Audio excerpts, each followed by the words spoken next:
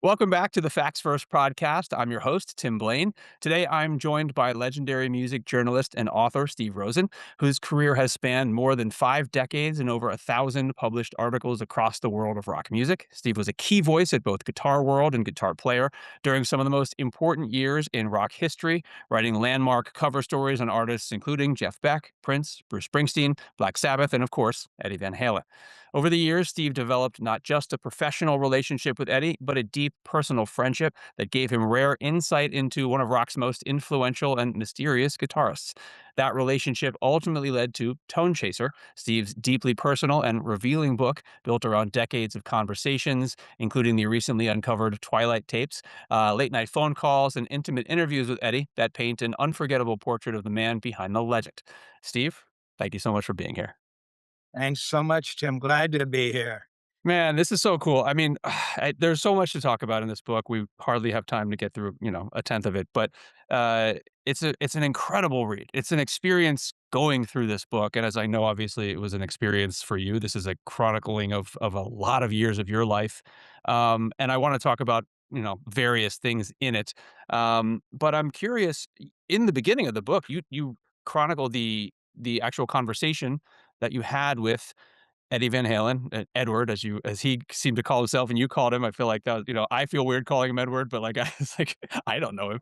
Um, but saying, "Hey, I want to be the guy who writes the book on you, like the book," and him going sort of unabashedly, like, "Yeah, of course," and it was, a big moment, obviously building up for you, and then that moment of release of like, "Oh my god," and then over the course of this book, you chronicle also the process of getting from that conversation to an actual book being out.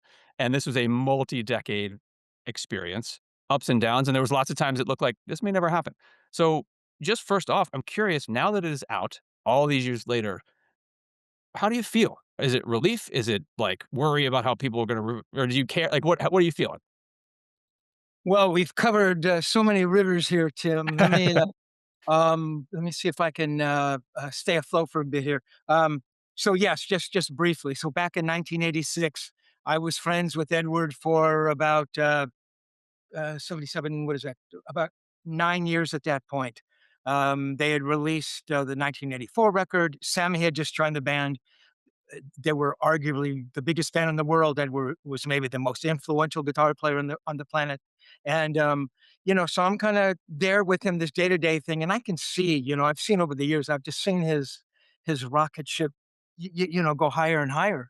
And it happened so quickly for him as well, which was and I try to write about it, I think was a good thing and a bad thing, having that much fame and success and power and control. Those are tough things for a young kid.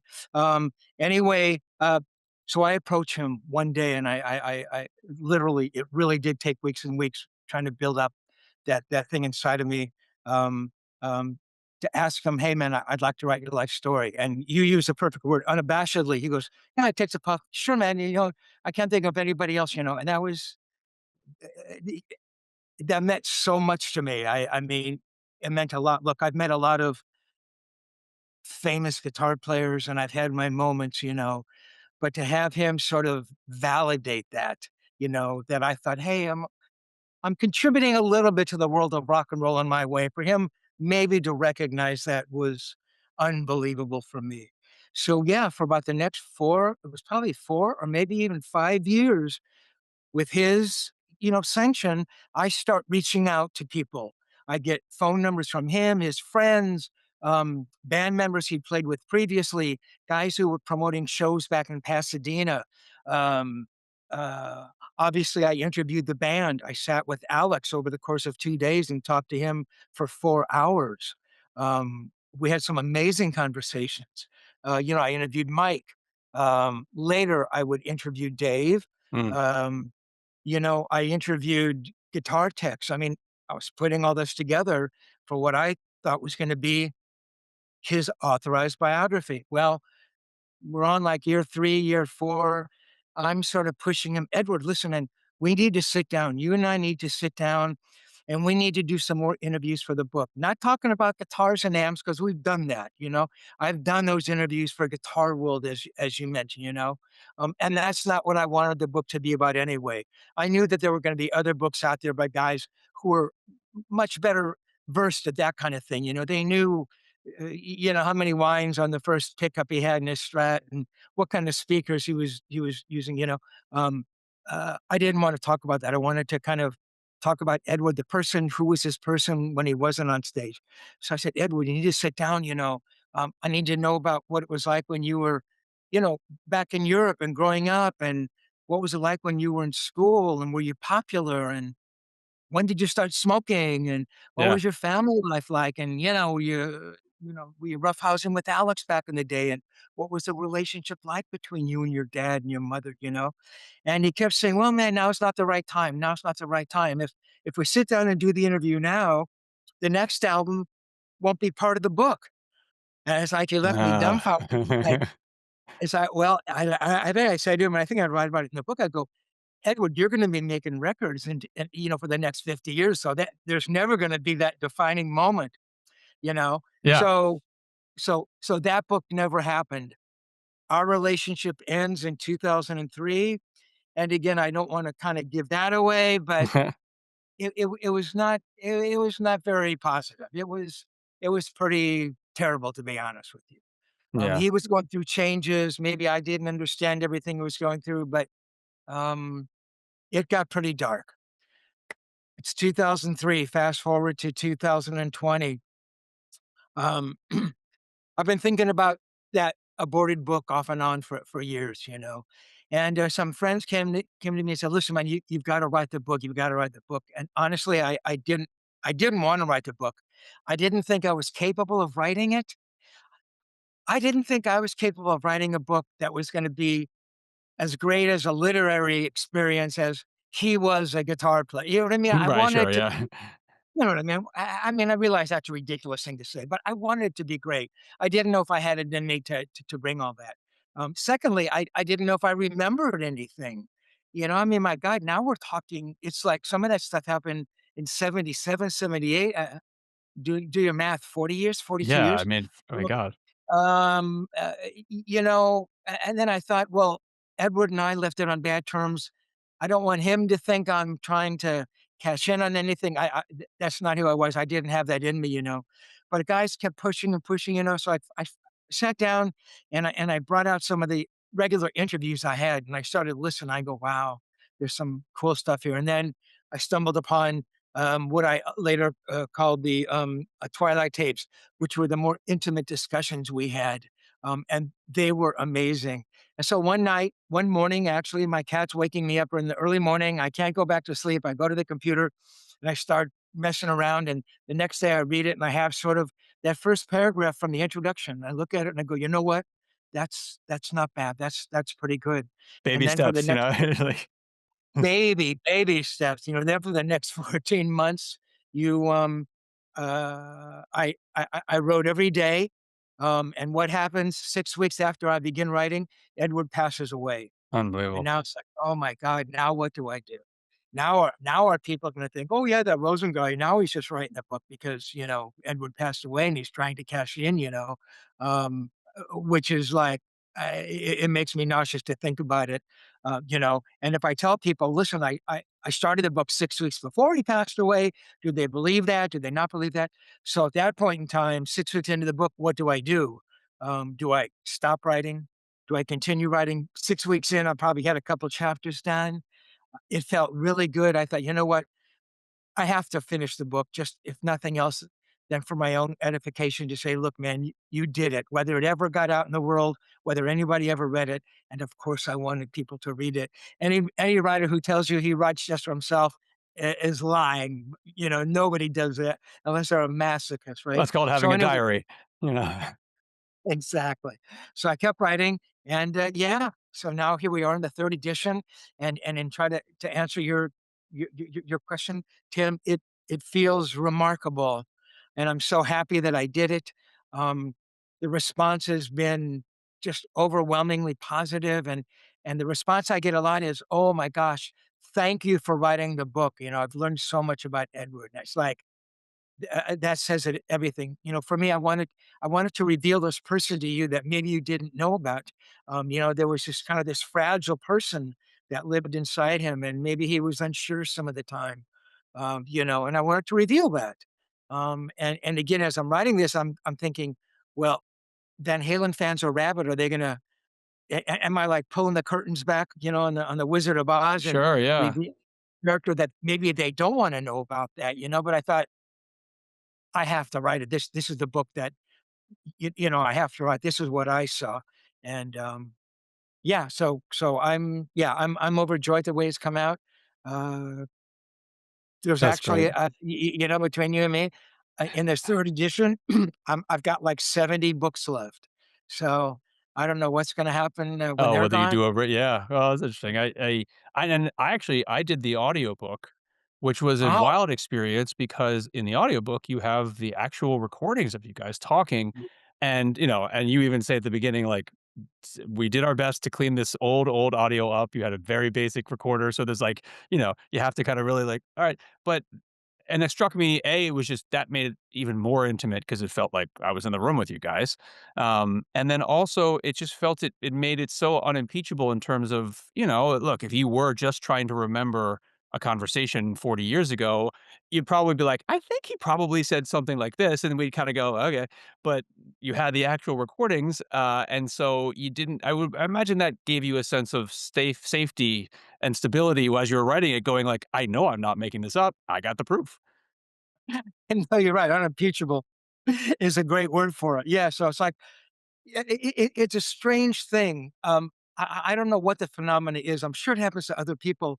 Um, when I started writing the book, I mean, I would look and I'd listen to an interview. I go, "Oh God, yeah, I remember that interview." But then I would look back at those moments, and again, we're talking 78, over 40 years ago, and I would think, "Did this really happen?" I mean, obviously, I know it happened, but you listen to it, you think it just sometimes it seems surreal. You know what I mean? But yes, listening to those interviews and having those interviews, yeah, write the book. I mean, without those tapes, it would have It's been not there. impossible. Yeah, yeah. Uh, Um, yeah, but as you say, Tim, I mean, I don't think people have caught on to the audiobook yet. I mean, to me, it is. I mean, if you liked reading the print book, the audiobook, my God, it does, because now, now you're not just reading the words, you're hearing his voice, and you're hearing Edward in 78 and 79 and 80. So to me, it's pretty cool. And the little bits where he's noodling and he's playing yeah. me the rinse from upcoming records. I mean, those were astonishing moments. Yeah, and you got Uh, to see, very early on, right away, the way that he thought about playing and music was not the same as everybody else thought about it. I remember there's a moment you describe where he's sort of like he's tapping out as you guys are listening to a solo, or different songs, he's tapping out where he feels like the phrasing is and the downbeats and this, and it was like, whoa, okay, and he was able to show very early on to you that there was something very special and different about him when you met, like, let's say it this way, your first impression of him versus, like, over the years, are there elements of him that, like, that stayed the same throughout that you're like, "Okay, the first times I was hanging out with him, that remained," or was he of I mean, there was big ways he changed, but what are the things that, like, were just Eddie throughout? I mean, that's a great question. He was always respectful of me. That never waned until the end, Yeah, right? Um, uh, he always had a guitar in his hand. Um, um, he was always more open with me than I was with him. And right. I don't know if that's that European background thing or the fam. I mean,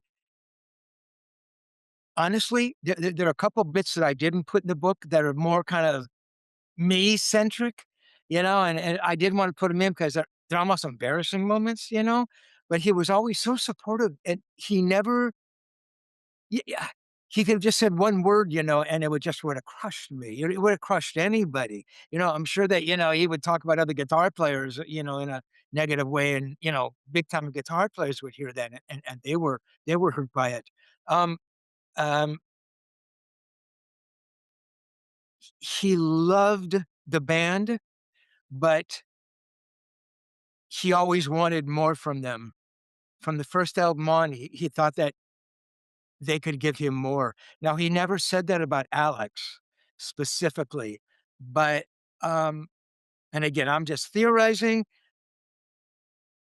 He may have wanted more from Alex. I mean, look, he never played with another drummer, um, but certainly from Mike and Dave, and ultimately from Sammy, he didn't feel he was getting enough. And it wasn't about the musical abilities. He could kind of overlook that, he said stuff about Mike's bass playing and stuff, but it wasn't about that. He just thought that Mike didn't bring enough, and he always felt like that from the beginning to the end. He would always say that. Um, he he never talked about his own guitar playing. Honestly, man, there was just no ego there. Yeah, Now, that being said, he was very secure in who he was. He knew that he was a very, very good guitar player, you know, of course. but he just never carried himself in that way where many, many other guitar players I'd met would act in that way. And not that they were, not that they had outsized egos, but yeah, but they were, it was always a little bit of a swagger with these other people, you know. With Edward, it was never there. And the times when I would say, my God, what an amazing solo, he would almost be like affronted by it, as if by defining it by what a great solo, it lowered the artistry of it. I mean, it's a strange phenomenon, like it couldn't be defined in some level. It's like you don't need to tell me my guitar solos are good. You know what I mean? Um, so I don't know if that answered your question. I mean, it's a Yeah, tough question. It was just he was always up. He was always positive. Um, That changed a little bit in the later '80s, his father passing, I think affected him greatly. There's a conversation we had where, before his dad passed, and he talks about, "My God, I don't know what I'm gonna do if my dad ever passes away," yeah, and so, I mean, he did love Alex. I mean, yeah, talked about Alex, which is interesting because there's a episode that happens in the book where they've just played some huge concert. I think it was in St. Louis, and I'm up in Edward's room, and it's like 3 in the morning, and Alex comes in, and there's some jealousy there. "Edward, why does everybody want to interview you?" hmm, Now, understand they've just come off the stage in front of, I don't know, 25,000 people. I mean, they're screaming bloody murder. He's the brother, but he felt that, which I understood, because I mean, whenever I was around him, and it's understandable because I was nobody. I mean, I was entirely invisible. So I can understand Alex feeling that. Even I think later on, Valerie felt that, hmm, you know, as yeah, much as he was. So yeah, man, I just think he was always respectful. He was always up. He was always smoking. He always did drugs. I'll be honest with you. yeah, I until he did, stopped, yeah, man. yeah. That Um, so, and, you touched on so many things. It is interesting, and you talk about his dad and that relationship. I mean, he even talks about at some point in the book, he says something to the effect of like, "I'm just doing this all for my dad." Just like yeah. because he didn't get the chance to be the acclaimed musician, and I'm doing that sense of just, trying to fill something that his dad wasn't able to have for his own life. There was such It was such a reverse of what you hear from a lot of people who are, like, rebelling against their dad or, sort of it was a warm and just, "I just wanna do well so my dad can get some of that glow," and Um, that was so lovely. That was sometimes like, "Oh, that's so nice," I don't know. Were you taken aback when I mean, you talked about how he was so open with you. Moments like that are scattered throughout. I just feel like those must have just, shocked you in the moment. They were, and honestly, those moments, and that was one of them, are people gonna really wanna hear me telling you that Edward is crying when he's talking about his dad? Does that blow the image? And there's some other personal moments, he talks to me about the marriage kind of falling apart, Mhm. and that some of that stuff I go, "Oh my god," but it says so much to me, and I believe they would have said so much to the reader in terms of this is Edward Van Halen with all the glory, money, houses, cars, and fame and power in the world, and he goes through the same things that you and I go through. Yeah. When I say you and I mean the world out Right, there. I'm true, not of course, yeah. you know what I mean? Marital problems and wondering about things and being frustrated about things. But yes, those moments were amazing. And to use your word again, he would tell them to me so unabashedly, and he was just so frank and open. It's like, my God. And it's those moments, and I think about it, that I wanted to sit down with him and, back in the day, and those are the conversations I wanted to have. I think, Yeah. my God, what if we could have really dug into his family, and he had family out here, and he touches on them a little bit, and those aren't, kind words he says about them. Well, where did that come from, and what was that relationship, and what were your were there aunts and uncles, and you know what I mean? There's Yeah. so or I wish there was. And just real quickly here, I thought that some of that might have come out in Alex's book, Brothers, and he touches on it a little, but not a lot, and, Yeah. and not as much as I would have liked to have read anyway. But yeah, that's what I wanted the whole book to be, those unbelievable moments. But at least I got what I got. So Yeah, I mean, look, one could make the argument had you had the opportunity to sit down and get those specific kinds of interviews with him and then populate the book with it, then maybe the book would have lost something in the stuff that you just didn't have room for that ended up in there. Because as is, it's a very in depth and personal and sort of intimate look at this relationship you guys had and at him as a person. So, yeah, it would have added to it, but then probably you would have had to have leave stuff on the cutting room floor that is in there now is really serving it well. Um, it's also cool because it's as the listener or reader, however you like, you are sort of playing the part of, obviously like I immediately think of the movie Almost Famous and, sort of like the young rock journalist who's like getting to the inside look and forming a real genuine relationship with a rock star. So we as listeners or as readers kind of get to be we're playing you in our heads, we're just like getting to because we're not Eddie, we're so and so and because there was so much of this, you guys spent so much time together, I would imagine that is why he just eventually just there was no wall really. He was just like shooting the shit with you. He just you guys were just buddies. And yet also he was aware of the recording. He would say stuff sometimes like, "Oh man, I can't believe we're recording this." But then he right. wouldn't push you to turn it off. Can you talk about that dynamic, like the in the room awareness of the recording and trying to be chill about that? Yeah, that's really interesting. I mean, for me, I always felt and I think I write about it in the book, that I was walking a tightrope between interviewer, interviewee, and friend. So time came when we had to do an interview for Guitar World, or I wrote a lot of stories for European magazines and the Japanese. He was a god in Japan. I was always doing stories for them. So we sit down and we'd be talking about stuff, and it was strange because we'd be talking about stuff that we would have talked about before. So it's almost like it's redundant. I mean, you know what I mean? But he was really cool. He always said he didn't like doing interviews, and I don't think he did. Um, but I would like to think he pulled out something a little extra with me, because he was always, if I was, stumbling over my questions, and he'd always fill it up with something. Um, but yes, I was always aware of going over that line and becoming the friendly interviewer. And yeah, so Ed, tell me about the band breaking up Yeah, during the yeah. second record, and he's like, don't print that, don't print that, you know. And people would say, well, so years later, Steve, why would you print that stuff if he said don't print it? And there are several reasons. One, we're about 45 years removed. And secondly, the most important reason was he was saying that he may have made a comment like, "Don't print that in," and I'm just pulling a date out of my hat, 1980, for the second record to come out, and we'd done an interview, and he'd made a comment about uh, some bass part or something, that he would have never said to anybody else, and he said, "Don't print that." And the reason he said that is because he knew that the next time I was gonna do a story, he didn't want that in print, 6 months down the road, so that was part of it. You know, would he have minded 50, 40 years later that I was printing that?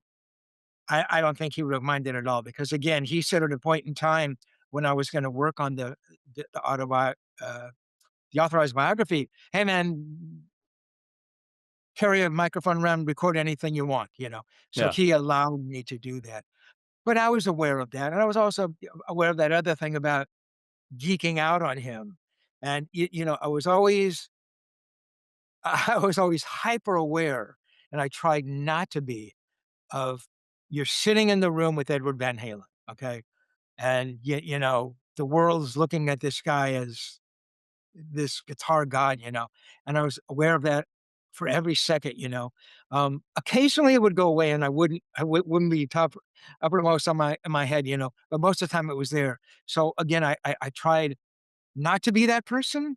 And the more you try not to, nerd out on somebody, the more you do nerd out, but yeah, it was a strange phenomenon.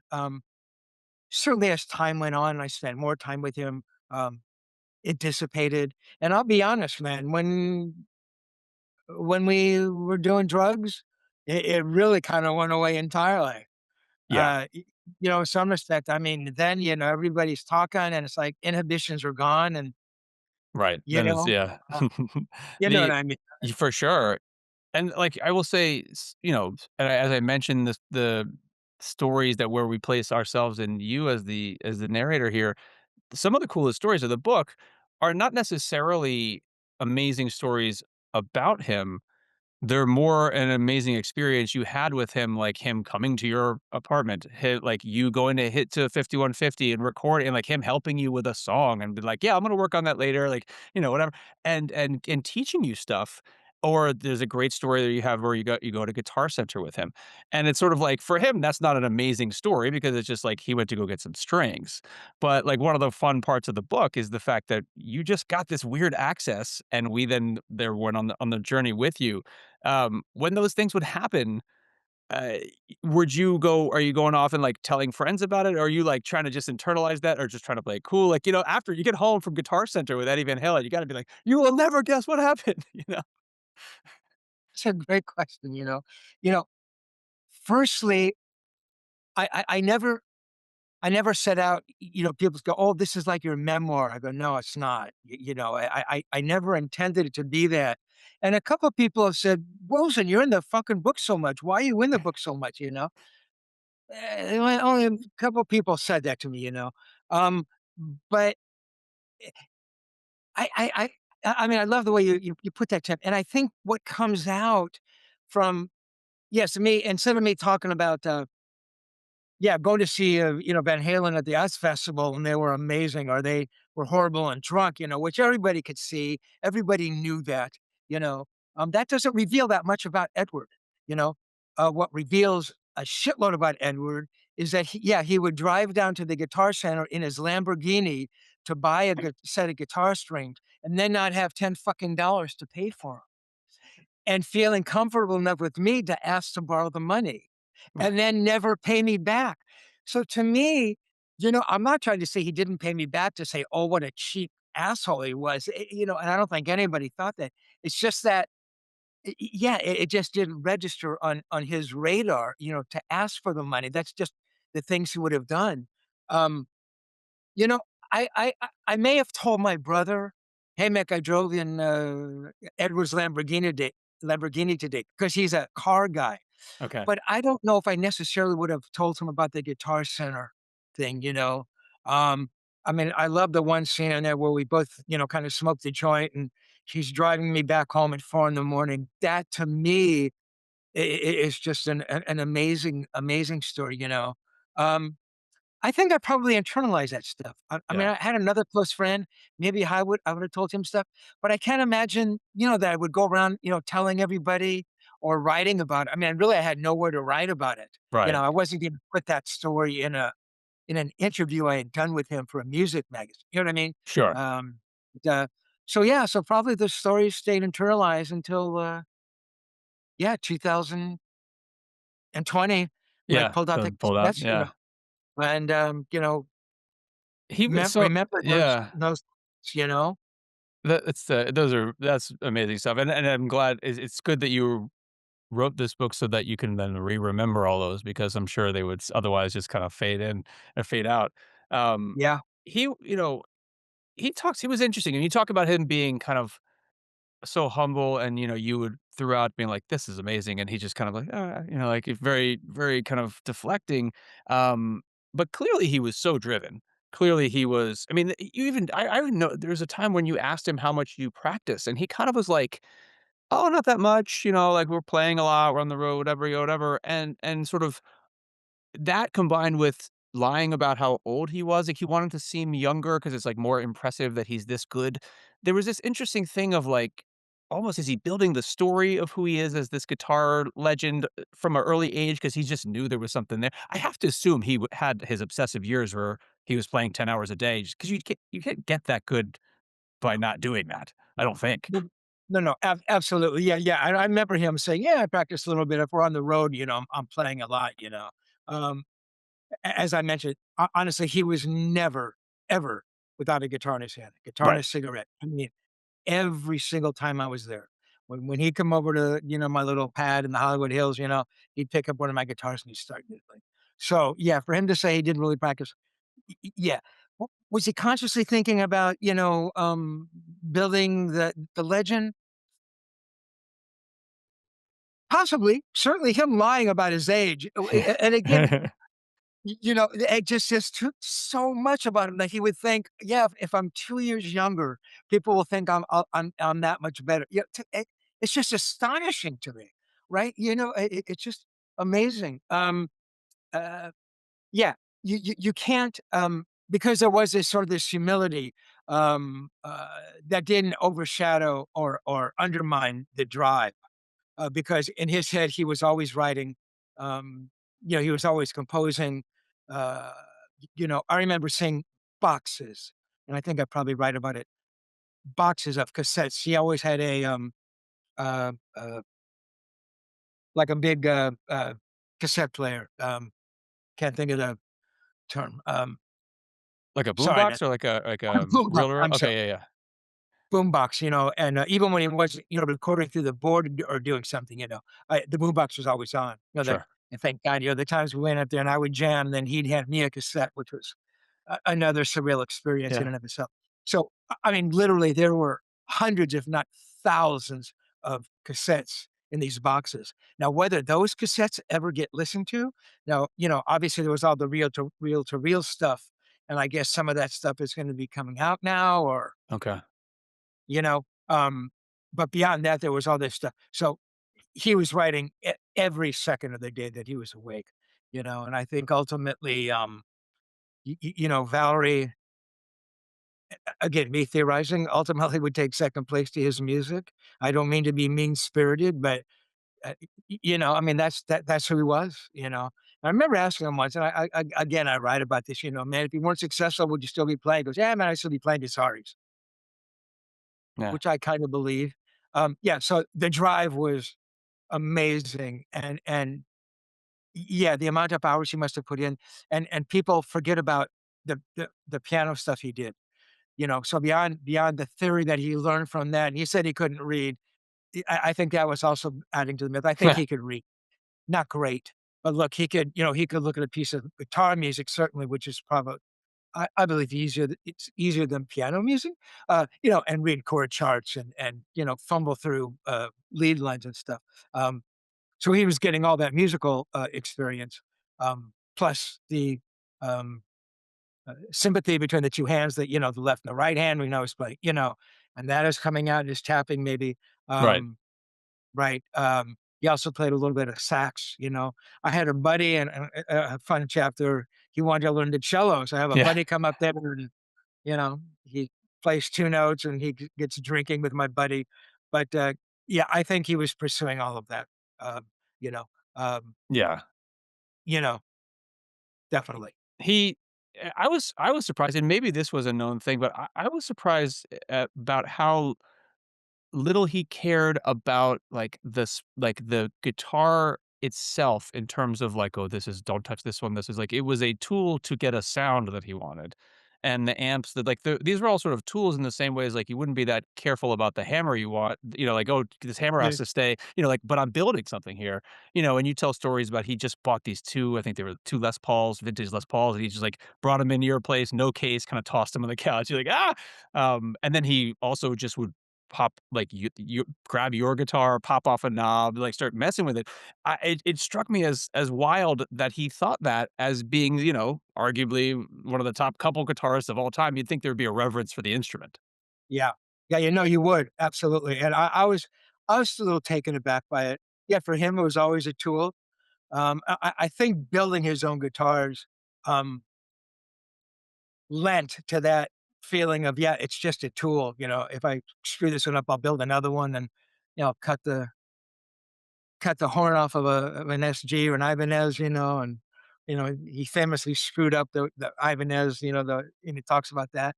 Um, yeah, it is pretty weird, and then being up at the studio and his famous flying V, it's on the ground. Yeah, Yeah. it's just amidst the ashes, and I mean the studio before 5150. I mean, he had like this little studio, that he and Don Landy worked in.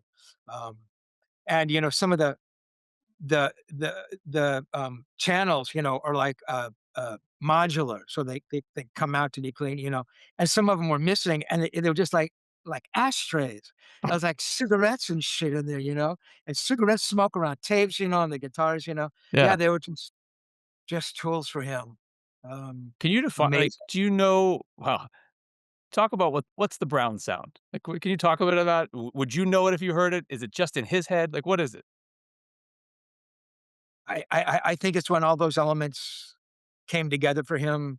You know, he had the perfect pick attack, and the amp was just set perfectly, and the wind was blowing right, and there was no humidity in the air, and Yeah. the birds were singing sweetly. Um, I mean, let's fast forward to 2003, one of the last conversations I had. We're talking, and he goes, "Yeah, man, I'm a tone chaser." And I go, "I'm always looking for that elusive sound." I go, "Did you ever find it?" He goes, "No." Mm, So in his head, he never found it. And if you listen to those records, I mean, the first and second record, pretty close. Third, fourth records, it's changing. Certainly there's a huge change in sound when Sammy comes in. The 5150 record, uh, the sound changes completely. Um, I think he used the Brown definition as more of a woody to define the woodiness of the sound, organic, mm. Oh, natural. interesting. So I Yeah. said, and he played drums. He was a pretty good drummer. And I said, "Well, what color do you play drums to?" He goes, "Brown." I thought that was really interesting. He Mm. didn't say blue or red, Right, right. you know. But it is interesting that yeah, it's on his head. And again, I think maybe that Brown thing. And again, I'm just theorizing. Maybe it goes back to the piano and more organic things, and maybe his father, playing a horn, maybe that was a Brown sound to him. There was no Interesting. pickups on the horns, and his father was playing, jazz straight up, Right, and maybe, somehow that funneled through his brain there to come out as right. the Browns. Well, Um, it also reminds us that, again, that there's that obsessive type of personality that somebody funnels into whatever direction, and obviously he funneled a lot of it into his guitar playing and his tone chasing, yeah, and then as you experience firsthand and then sort of both sides of it, that also was going hand in hand with an obsession with drugs and sort of just, the addictive personality. He was addicted to holding a guitar, and then that's no surprise that then that also becomes drugs. Um, can you talk a little bit about I mean, obviously you were there doing sometimes drugs with him and it was just part of the lifestyle. yeah, Were you ever like, "Oh man, this is a lot." And the chain smoking, obviously it was a different era for smoking and it was yeah, just yeah. kind of a thing. But yeah, I mean, or were you just kind of like, "I just got to be the documentarian here. I'm not trying to mold this person." I never felt like that in those moments. Um, Let me address the cigarette smoking. I thought that was in some ways, I felt it was more horrible, and I'm not trying to be any champion. If you smoke, guys, knock yourselves out. But he smoked, and I've been around guys who were horrific chain smokers. Ed wins first place. I mean, it was constant, the kind where there wouldn't be one cigarette still burning in the ashtray. There'd be three of them, and he'd light up another one, and he was not conscious of it. You could see it. It was as natural to him as picking up a guitar pick and playing. And I wrote about it in the book. How horrific it was. And the first time he came over to the house, he lights up a cigarette. And I said to myself, don't let him smoke in here. Don't let him smoke in here. Don't let him smoke in here. A cigarette, cigarette that smell lingers on top of that. And again, I'm not trying to be a crybaby. Cigarette smoke was a huge trigger for migraines. And if no one has ever suffered the pain of a migraine, you would understand when I said you would do everything to avoid it. And cigarette smoke is like one of the worst. But I never said anything. So I thought, I'm being pretty fucking hypocritical, but I never said anything. The drugs, I never felt like, uh, uh, no, like, hey man, you're just here to observe and this and that. I thought I was his friend. I always wanted to say something, but even as a friend, and I think we were close friends, I just didn't feel that I had the right to say anything. Mm, I don't know if right is the correct word. Um, uh, I mean, you hear about bands, you hear about John Bonham, and I mean, the other guys in Zeppelin didn't see that, or the guy in the Who, they didn't see Whistle and Moon killing themselves. Did they try to stop it? Did they say anything? I don't think they ever did, and I'm not trying to compare myself with those guys, but it's just like this thing, you just can't. Yeah, I couldn't bring myself to say something. right. That being said, 90% of the times that we would get fucked up and, um, can I talk a little more specifically about what happened here? Yeah, of course. Um, I don't want people to think we were shooting heroin, okay? Oh, So sure, sure, yeah. we were doing coke, we're doing cocaine. And back in the day, that's the drug that people did, and it was fun, man. It's just like Edward just became this really fun, open guy, and he was always that person. But it was like, and again, I think probably some of those conversations you hear in the audiobook were both fucked up, not to the point of being, unintelligible or comatose, but um, yeah, 90% of the time it was fun. There were one or two times I saw him and I thought, this is not good. I write about both of those moments in the book when his nose was kind of running and he didn't look well, Mm, and he always looked healthy. My God, we'd be, fucked up, I'd be out there till 4 in the morning. I'd go home, try to sleep, you know, and then, he'd call at 10 in the morning, hey man, come over, and he was perfect. yeah. I mean, his hair was perfect, he was always thin, he never gained an ounce, and you know what alcohol does to a person. Yeah, And the other time that was bad was at this NAMM show, and I write about that, and he was bad, yeah. bad, but other than that, no, um, the smoking was horrible. Um, um, Later, actually, it was after we kind of parted ways. It was right around 2003, 2004. You see those horrific pictures of him, and his hair is up in the samurai bun, and his teeth are gone, and his hair is gone, terrible, and he's dressed like a speed person. Um, he was heavily into drugs at that point. Mhm, yeah. And I believe that he was, excuse me, diagnosed with cancer in 2000. The his marriage wasn't going well. There were problems with the band, so there was a lot of turmoil in his life, and maybe that was part of the reason why he sort of cut me loose. I don't know, um, but yeah, Well, and that's yeah, go ahead. go ahead. Well, you talk about cut you loose, and it's I mean, that's also one of the fascinating parts of the book is this through line of the roller coaster of just, having this intense closeness followed by periods where he would kind of disappear and then coming back in a way that made that you might have been expecting him to be a lot less close, but sort of like immediately falling back into like, oh no, we're buds, it's cool. I just haven't seen you in a minute. To then obviously this eventual very clear, like, I can't be friends with you anymore. Um, do you I mean, is it for you just like that happens when someone sometimes when someone gets sober, they, like, feel they need to or are told to cut off certain relationships that, like, were more drug centric? Was it that at the heart of it? I mean, that's a great question. And I asked him that question towards the end of the book. Um, uh, uh, you've recalled so many moments here. I wouldn't expect to recall every single moment. I remember that because I can remember asking him, being terrified to ask him, because to me that comes from the same place. Like Ed, don't do any more fucking drugs. Enough already. For me to ask him, Edward, is the reason that you couldn't be friends with me anymore because I was that triggering you? Was that the reason? He goes, no, man, that had nothing to do with it. So I was really, You almost want that.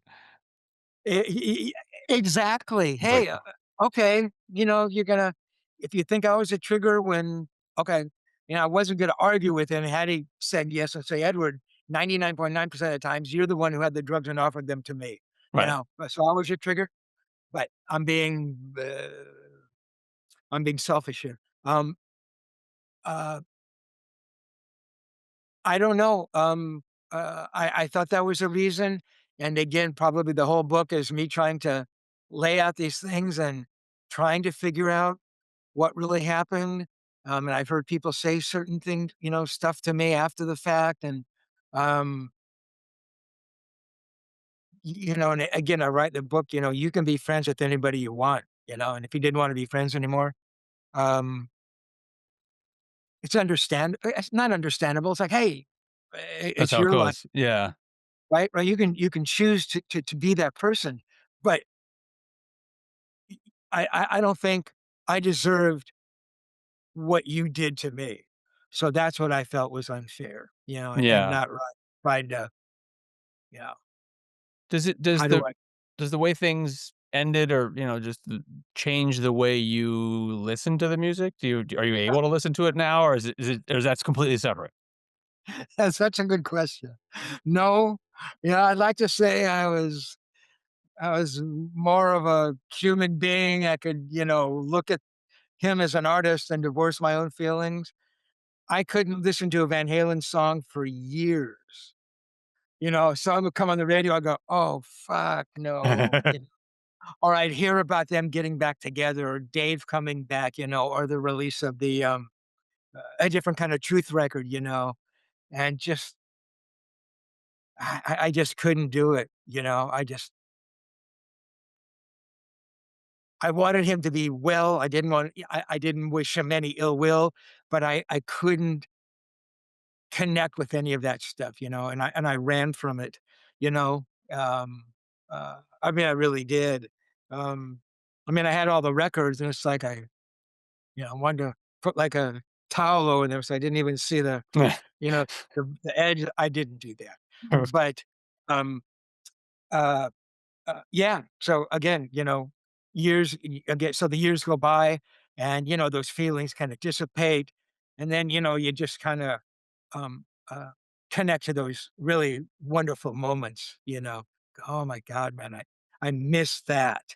I really miss that, And I write in the book later on, again, I can't remember the exact years, 2014, 2015. I try to reach out to him, Edward, Steve, man, I miss you, hope you're well. And I never hear back, Hmm.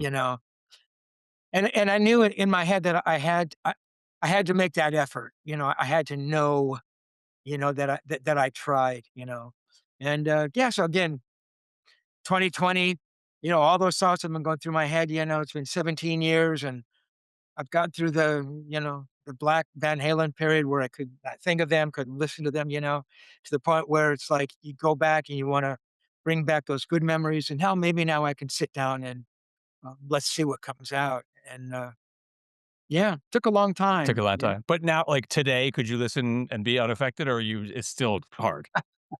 Today that's a good question. Today, I can listen and think, and I think at the outside, I think, "Oh my god, did I was I really hanging out with that guy when he was fucking playing, you know I'm the one, and he let me borrow his keyboard for Jump, and that's the keyboard." And And he's like, "Don't yeah, touch the settings." Yeah, yeah. don't touch the settings, yeah, no, the memories are look, I still think about, how things ended, and that hurts a lot, but 80% of it's positive, Yeah, and, yeah, I mean, I just realized, and I hate to say this in any kind of a good way, you should have stopped smoking fucking cigarettes and you'd still be here, right? Right? The yeah, cocaine, the drugs didn't get him, the alcohol didn't get him, right?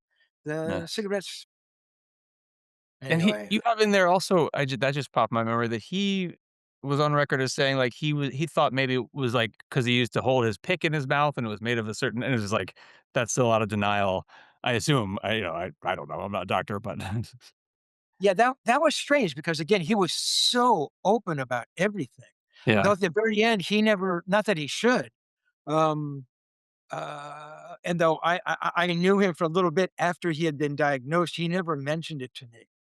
Even though I write about it, and he brings up it's confusing if you don't read the book, but he brings up a thing. He says, "Yeah, cancer begins at home."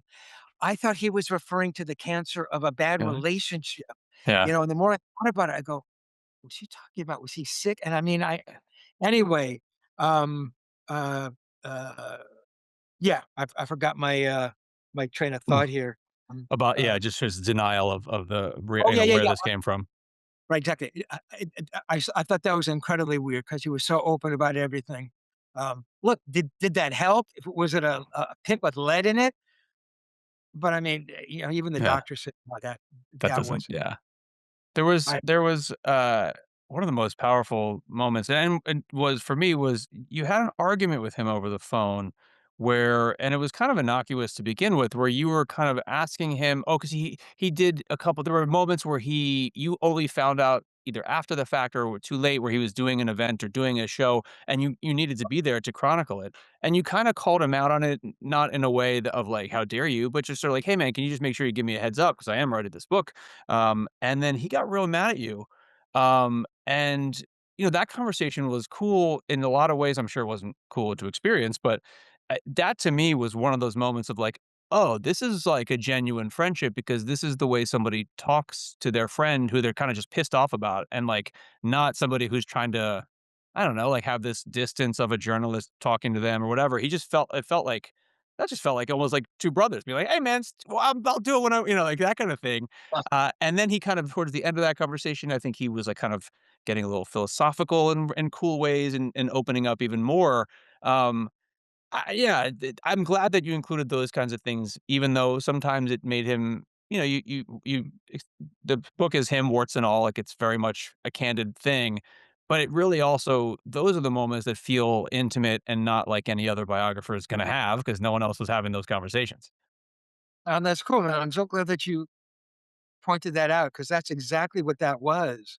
And you're right. It's those little moments, It's not the 10-month tour, right? It's the little 2-minute conversation about, "Well, Edward, I was there." He goes, So you were there." I mean, he didn't even remember that I was there introducing him to Les Paul, and that in itself is an amazing moment, and it happened a few times, and he didn't it wasn't because he was trying to be mean or, um, demean or diminish me in any way of introducing these people. It just didn't log in his, data bank for more than an hour because again, I think it was just, moved aside with all the music he was working on.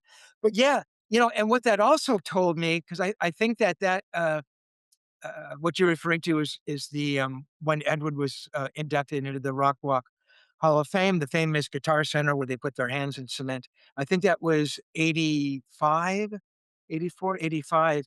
Um, uh, and uh, so oh, no, I'm sorry, it would have been after that because 'cause I'd already started working on the books. Maybe it was like '86. So maybe I've been working on the book a little bit.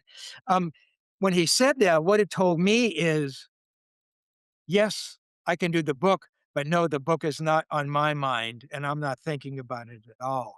That's how I looked at it, Mm, because you're right, he did get a little peeved. He goes like, "Hey, man, I didn't know until, the day, they called me. I didn't even think I was gonna go." You know? And, and I knew asking that question, "Hey, man, can you let me know what you're gonna do or where you're gonna be?" I knew that well, I didn't know, but I thought his response would be something like that, as opposed to, "Yeah, man, as soon as I find out about something, I'm gonna give you a shout." I knew that that wasn't gonna be it, and that was never it. Again, I had to find out about stuff. He's jamming up at this Malibu school that Valerie knew it. It's like I only found out the last minute, and I get a ride with him, and then he leaves me there. I got to get a ride home. It's like funny, but yeah, yeah, which begs the question that people have asked, and I think about, well, what would have happened had you written the book back in '87 or '88 yeah, versus Chaser? I mean, it would have been an entirely different book. That book would have been probably virtually all just interviews with him, right, I would think, with some connecting tissue. I'd write some stuff between. But then, everything that came afterwards, all these wonderful stories that we're talking about. Um, I mean, those events still would have happened, I guess, um, you know, uh, but no, no one would have known about them but me and Edward and May. But right. hard to say, Where does he live for you now in terms of, is he the best guitarist there ever was? I don't know if those lists even matter, but, do you hold him in that, the upper echelon still? I mean, that's an excellent question. I'll tell you exactly what my feelings are. I think Edward Van Halen was the most influential guitar player ever. A lot of people will tell you Hendrix. Some people might default to Jimmy Page. Edward affected more guitar players in the world of guitar players than anybody. And part of that reason was Edward grew up in both the analog and digital age, right? Those first records are analog, then digital comes in and the internet. Well, now instead of Jimi Hendrix reaching 800,000 people, Edward is reaching 30 million people, right? Through his posts, through the live shows, um, building his own guitars. My God, if he had done nothing more, he totally revolutionized custom guitar building, right? You know, Yeah, um, the guys weren't building their own guitars before then, but Edward did that. So I think he was more influential than any other guitar player. yeah. I think Jeff Beck was the greatest guitar player. Wow. Yeah, I put Edward in the top five. Um, not that my list matters, in no particular order. Um, and for me, the guitar playing is a big part of it, but I mean, you think about somebody like Hendrix, who not only played that amazing guitar, he sang and he wrote everything, Yeah, you know? Edward wrote and played, but he didn't sing, you know, and he didn't write lyrics. right. Does that make him less of a guitar player? Jimmy Page, I think Richie Black, excuse me, Richie Blackmore is one of the greatest who ever lived, who never gets his due. Clapton, who I think was brilliant, maybe up until Blind Faith, and after that, didn't do much. So those Those are top the those guys. tops Yeah. a pretty rare club. But yeah, Jeff, You're passes, a little well well, after Edward.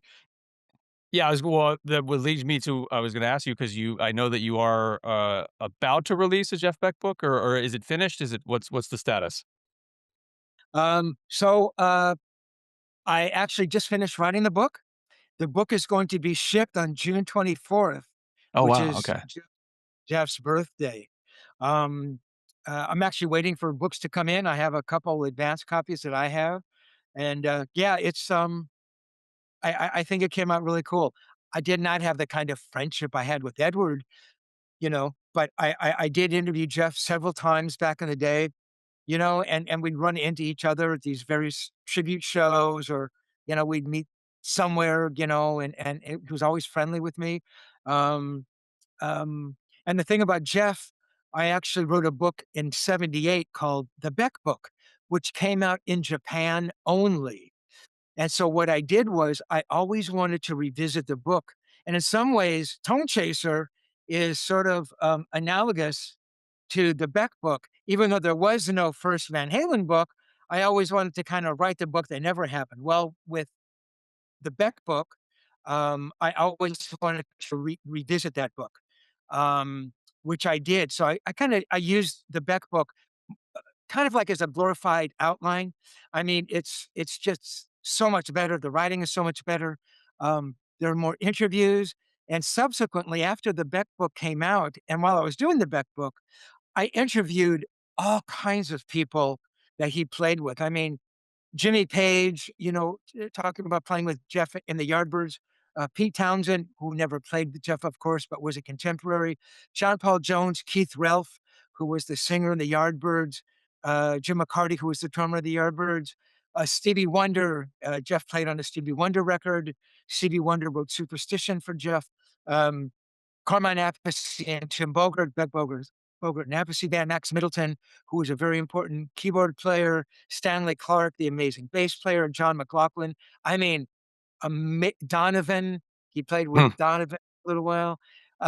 So, I mean, amazing interviews. And a lot of these artists have passed away. So getting them sort of, documented in the book, I mean, I think it takes on even more, importance. So sure. the book is called The Original Punk. And it's called that because Jeff referred to himself one time. He goes, "I'm the original punk. I mean, who else could be? Aren't I that person? I was an asshole." I mean, I love that. I mean, he totally got himself. So the original punk, Jeff Beck stories, from Yardbird to the Guitar Shop. Guitar Shop was a record he put out in 1989, and that's the last time he I interviewed him. Okay, So basically, talks about when he came into the world up until 1989. gotcha. And after that is kind of, That's so I cool. few words, Yeah, but eh, it's I'm sorry. that's great. No, no, so, I mean, obviously, we're giving it a plug too, so I obviously wanna recommend, you read both books for if you're watching this video because it's an experience, learning, all about Eddie in that way, and then obviously this new Jeff Beck book sounds incredible. And I don't know a ton about Jeff Beck, so I'm a prime audience for this, so I'm gonna have to go get Oh, a cool. copy when it comes out. Did you and real quick, just did you have? Or well, actually, who's next? Or do you have another book after this? Or are you just gonna take some time? Tim, what are you doing to me? No pressure. You don't have to. Barely breathe. Actually, I'll tell you, just between you and me and hopefully the world that's listening, I've been thinking about doing a book about, sort of the stories behind my interviews. So not an interview book, not sitting down, you're reading, Jimmy Page talking and me asking questions, but you're hearing about, well, what was that like being on the road with Zeppelin in 1977 for 11 days and hanging with Jimmy Page? And what was that like visiting Carlos Santana in Marin County, which is this extraordinarily beautiful part of Northern California, in his home, and playing tennis with him on his tennis court and trying to beat the Mm. shit out of him. I knew I never would. Or um, uh, the great Jeff Beck story, interviewing Jeff Beck in 1973 and not pushing the fucking record button. Mm.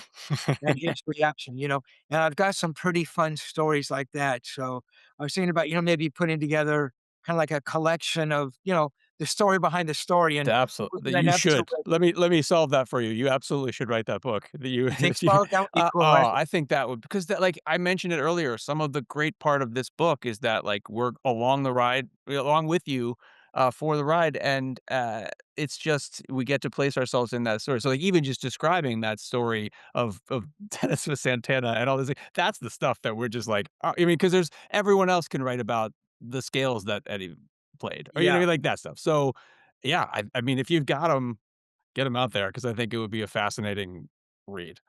but no That's cool, man. pressure, no pressure. Yeah, yeah, I appreciate it. You know, I write about 2 lines a day, you know?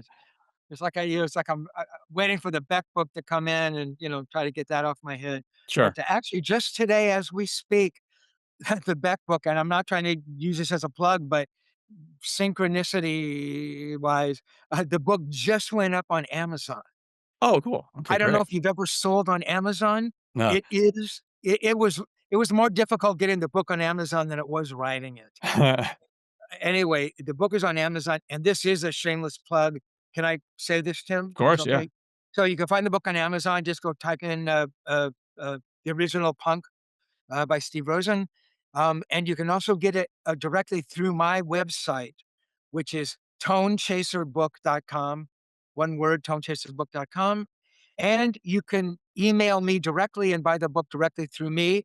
Um, is there a way that we could maybe put up a link to my I think um, so. Yeah, that's that email yeah, for sure. That'll be in somewhat, the Tim? oh, But yeah, I yeah, think so. or you can also find it on eBay and Reverb. Just type in the original Punk on eBay or Reverb for any of you guitar geeks out there. You're buying a guitar, you want to read a book while you're practicing, go Exactly. check out the original Punk. So Awesome. yeah, Well, congrats on this upcoming book. That's very exciting. And thank you so much for talking with me today. This is very cool. The book is amazing. It's quite a trip. I do recommend the audiobook too because I mean, it's a wild thing to be sort of in the room with you guys listening to these recordings. But then obviously people can choose how they want to absorb it. So reading a book is great too. yeah, yeah, So absolutely. And Kevin, last thing, a lot of people, what they do is they kind of do like they'll read and then they'll listen, or they'll read the whole book and then listen back. But yeah, I think it really brings things to life. But yeah, man, yeah, uh, for you awesome. audiobook fans out there, it's waiting for you. Fantastic. Well, thank you so much, Steve Rosen. We really appreciate you being here, and look forward to connecting again when you have more stuff we can talk about. That'd be great. Yeah, man. I All right. appreciate you. Peace.